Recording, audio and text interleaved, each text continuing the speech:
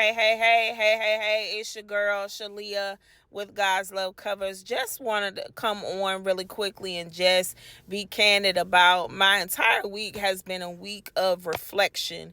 How we interact and connect to other people, and not only how we connect to them, but also how we disconnect, right? Disconnection can be done in a way that's not detrimental, that's not so devastating to a relationship or a bond. And people just don't know how to do it and have tactic and have grace and have mercy and have a confidentiality as to why the relationship has to be dissolved when they come across other people that remember you having a relationship with this person, or being in a friendship, or even in a collaboration with another person. We have to be careful, and I'm always going to reflect back to Jesus and the 12, right? Nobody could come from the outside and tell any one of the disciples that their leader, their shepherd, Jesus Christ, had said anything about them outside of what they discussed within that unit, right? And so even when Judas had to disconnect himself from the Last Supper to go betray Jesus, Jesus did not make it seem like Judas couldn't come back. He just told him, go and do what you are to do quickly, right? He never told Judas that he wasn't welcomed back into the fold. Judas took it upon himself not to go back to the fold, and the disciples took it upon him themselves not to go out and seek Judas. That disconnection was necessary. One, because they probably had fear that Judas would disclose their location to the same people that he betrayed Jesus to, right? So they didn't go seeking Judas to find out if he was okay. I believe I posed the question a couple of years ago, why didn't the disciples go check on Judas? Well, that's the reason why. He was the betrayer. Not only was it when you look at it, he didn't just betray Jesus, he betrayed all the disciples that he was connected to, right? So that disconnection was necessary, but Jesus didn't make him feel any type of way. Jesus knew that Judas was the betrayer. He still was anointed to go out two by two and to preach the gospel and to set the captive free, to lay hands on the sick and they shall recover. He was anointed to cast demons out. So not one time did God take or change his mind about the anointing that he had on Judas's life. Judas didn't just serve one purpose, and the purpose being to betray Jesus. He worked with the disciples. He worked with the ministry. So let us not get it twisted. There are people that are working within the ministry that, when the ugly head of the enemy of jealousy, lies, deceit, greed, to name a few, rear their ugly head in that person's spirit, they're going to betray you and they're going to betray the ministry. It depends on what device is that's in them that allows the enemy enough space to use them for a moment, for a season, to cause division, to cause strife inside of a ministry, an organization, a family, a friendship. So there are truly connections and disconnections that have to take place as we move and do life, right?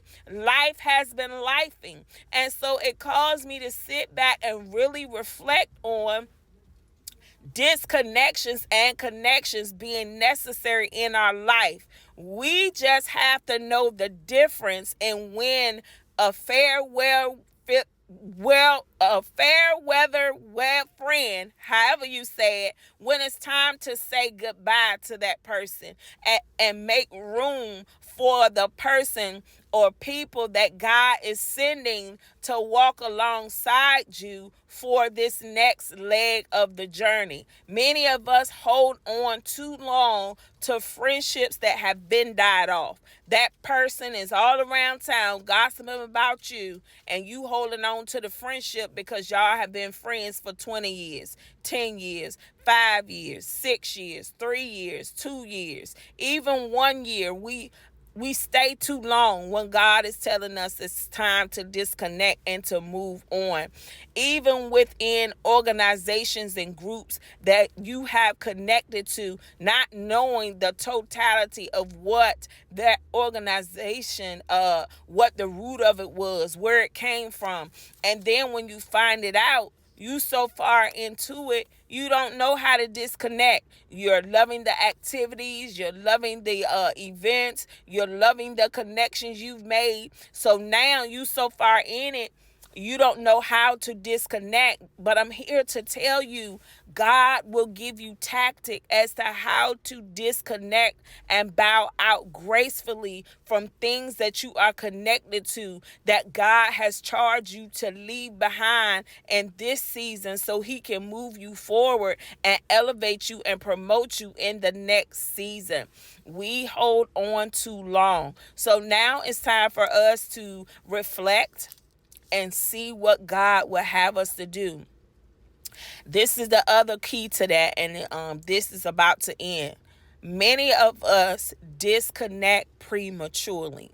We disconnect too soon when the assignment wasn't complete, when the relationship was not supposed to disconnect yet, because there's still work to be done in the relationship. Some of us disconnect too soon when the relationship could possibly be salvaged. A reconciliation could possibly take place, but because we feed into our flesh, we disconnect too soon, and we don't allow ourselves to go through the process of counseling, of rebuilding, of restoring. We don't allow ourselves the grace, or give ourselves and the other persons the patience to go through the process.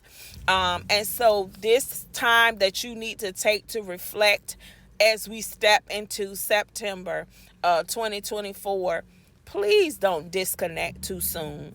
And please, when it's time, when you know for certain it's time to fully disconnect, do it quickly. Do it with grace. Do it with tactic.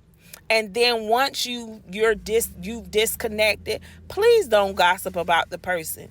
Even if you get it back that they've gossiped about you, don't you gossip about them. Just let go and let God be God and move forward, because the test is how we handle the new connections and how we handle when we cross paths with the people that we have disconnected from. How are we going to treat them? How are we going to act? Is our attitude going to shift? Are we going to immediately go to the new connection and start gossiping and lying about that person, about our part we played in the relationship, about the position we played for a long period of time, a short period of time, or however much it was? That's the test. God is looking to see if we are even mature enough to go to the next place of purpose and elevate the way he wants us to.